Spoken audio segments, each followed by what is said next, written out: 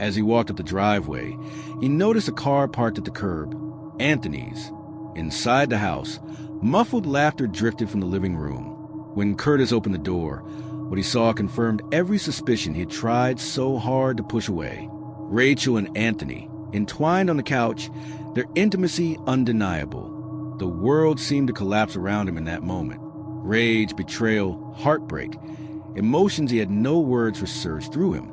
Without speaking, he turned and left the house. Neighbors would later recall seeing him pacing outside, hands gripping his head, muttering to himself. The official timeline established by investigators places Curtis leaving the house around 9:45 p.m. He drove aimlessly for nearly an hour before returning. In a statement to police, Curtis claimed he just wanted to talk.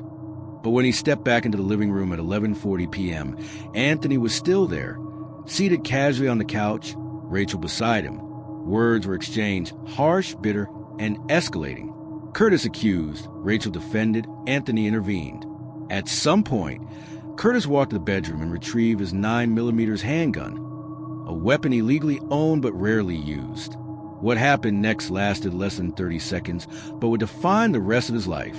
Curtis shouted something unintelligible, his voice raw with fury. Anthony stood up, hands raised as if to calm the situation. Rachel screamed. Then, 2 shots rang out. Anthony collapsed instantly, struck in the chest. Rachel, scrambling toward the door, was hit moments later. The room fell silent, except for the ringing in Curtis's ears.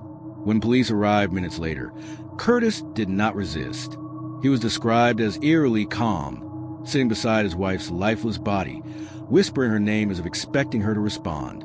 He was arrested on the spot, charged with 2 counts of first-degree murder. News of the killings rippled through Columbus. At Midland Freight, workers struggled to reconcile the quiet, reliable Curtis they had known with the man accused of executing his wife and colleague. Rachel's family was devastated. Her mother, speaking at a vigil, said through tears, "She was full of life, full of love. She didn't deserve this. None of them did." Anthony's friends expressed equal shock. To them, he had been a loyal friend, a brother figure. Curtis's trial began in March 2020, delayed by pre-trial motions and the mounting backlog in the court system. The prosecution painted a picture of a man consumed by jealousy, unwilling to face rejection. They highlighted his decision to retrieve the gun, calling it a clear indication of premeditation. The defense argued that Curtis had acted in a crime of passion, overwhelmed by betrayal and emotional devastation. His attorney emphasized his clean record.